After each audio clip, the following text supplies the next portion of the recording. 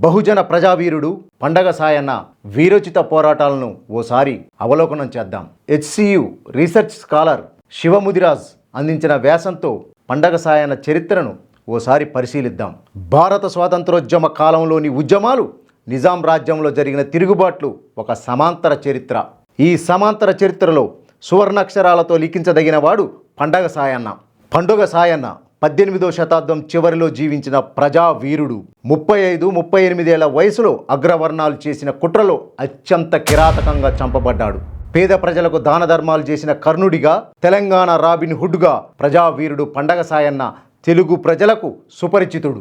ప్రజలను వెట్టిచాకిరి పేరుతో హింసిస్తూ అక్రమ పన్నులు వసూలు చేస్తూ ప్రజల మాన ప్రాణాలను హరిస్తున్న దుర్మార్గుల ఆట కట్టించాడు. రాబిన్ హుడ్ లాగా పండగ సాయన్న కేవలం ధనవంతులను కొట్టి పేదవాళ్లకు పెట్టే పని మాత్రమే చేయలేదు. ఆనాటి నిరంకుశ నిజాం అధికారాలను ప్రశ్నిస్తూ వారికి సవాళ్లుగా మారి తన సొంత పాలన ద్వారా నూతన వ్యవస్థను స్థాపించుకొని ఒక సరికొత్త బహుజన రాజ్యాన్ని స్థాపించడానికి ప్రయత్నం చేశాడు పండగ సాయన్న. పండుగ సాయన్న 1850 నుంచి 1900 మధ్య కాలానికి చెందినవాడు.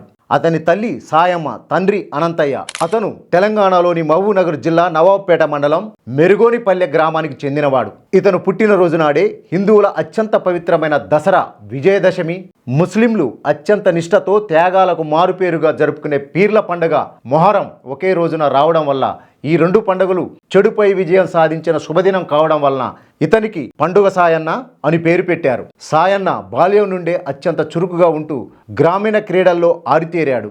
ఎద్దుల బండిని ఒక్క చేతితో విసిరేవాడు. సాయన్న పేద వర్గాలకు సహాయం చేసే వ్యక్తిగా గుర్తింపు పొందినప్పటికీ ఆధిపత్య వర్గాల వాళ్ళు బందిపోటుగా చిత్రీకరించారు.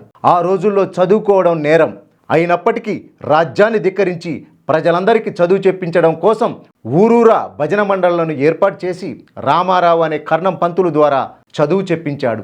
మహిళల కోసం ప్రత్యేకంగా బొడ్డెమ్మ మండళ్లు ఏర్పాటు చేసి వాళ్లను వీరనారీలుగా తీర్చిదిద్దాడు.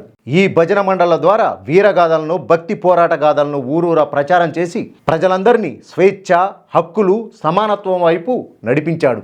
వడ్డించేటోడు మనవాడైతే యా బంతిల కూసున్న తొనకలన్నీ మనకే అనే సామెతను మొట్టమొదటిసారిగా వెలుగులోకి తీసుకొచ్చింది మన పండుగ సాయన్ననే.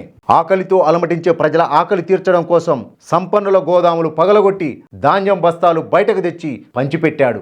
కులం, మతం, వర్గం పేరుతో కొట్టుకుచస్తున్న రోజుల్లో సమాజంలో ఉన్న అన్ని కులాలతో, వర్గాలతో కలిసి సహపంక్తి భోజనాలను ఏర్పాటు చేశాడు.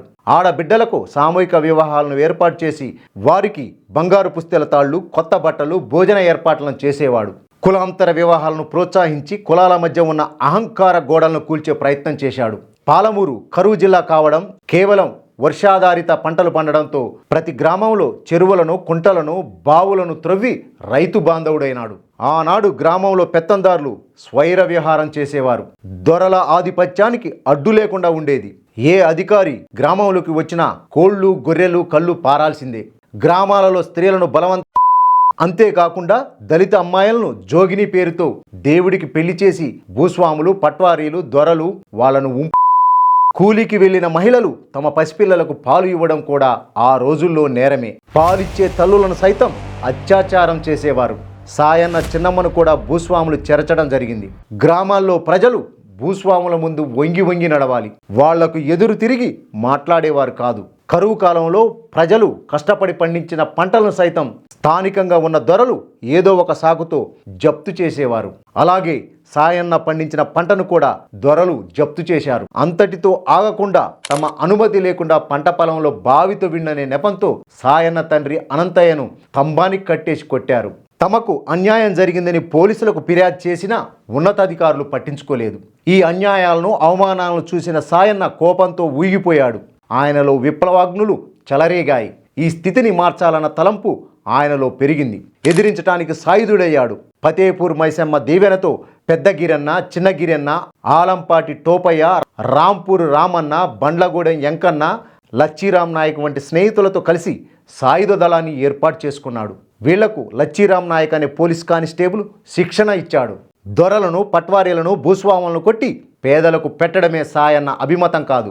ఆధిపత్య శక్తులపై యుద్ధం చేసే క్రమంలో ప్రజలను చైతన్యపరిచాడు. బహుజనులపై ఏ వర్గాలు ఆధిపత్యం చెలాయిస్తున్నాయో గుర్తించి దాన్ని ఎదుర్కొనడానికి జ్ఞానం అనే చదువు కావాలని, అందుకోసం బహుజన వర్గాలు చదువుకోవాలన్న సందేశం ఇచ్చాడు. ప్రజల్లో సాయన్నకు పెరుగుతున్న ఆదరాభిమానాలను భూస్వాములు తట్టుకోలేకపోయారు. మరోవైపు పండగ సాయన్న మెరుపు వేగంతో తన పోరాట పటిమతో ప్రజలను పీడించే అధికారులకు, భూస్వాములకు కంటి మీద కునుకు లేకుండా చేస్తున్నాడు. ప్రజలలో వస్తున్న చైతన్యం మొండిగా ముందుకు సాగుతూ ప్రజలకు ధైర్యాన్నిచ్చే సాయన్న వీరత్వం చూసిన భూస్వాములు, దొరలు జిల్లా ఎస్పీ జంగ్ జలాల్ ఖాన్ మీన్ సాబ్ ఆధ్వర్యంలో కుట్ర పన్ని పండగ సాయన్న దళంలోకి ద్రోహులను పంపించారు. సాయన్న వేసే పథకాలను, అనుసరిస్తున్న మార్గాలను నిశితంగా గమనించి దొరలకు సమాచారం అందించేవారు. రావాల్సిన సమాచారం వచ్చాక నిజాం సర్కారు తన కుట్రలకు తెరలేపి సాయన్న సైన్యంలో ఉన్న ద్రోహులను ఉసిగొలిపింది. చౌడూరు దగ్గర ఉన్న దర్గాకు ఫతేహాలు ఇస్తే మంచి జరుగుతుందని నమ్మించారు. సాయన్న అక్కడికి వస్తున్నాడన్న సమాచారం అందుకున్న నిజాం సైన్యం సాయన్నను చుట్టుముట్టి అరెస్టు చేశాయి. సాయన్నను అరెస్టు చేసి సాయన్నను చంపడానికి పథకం వేశారు.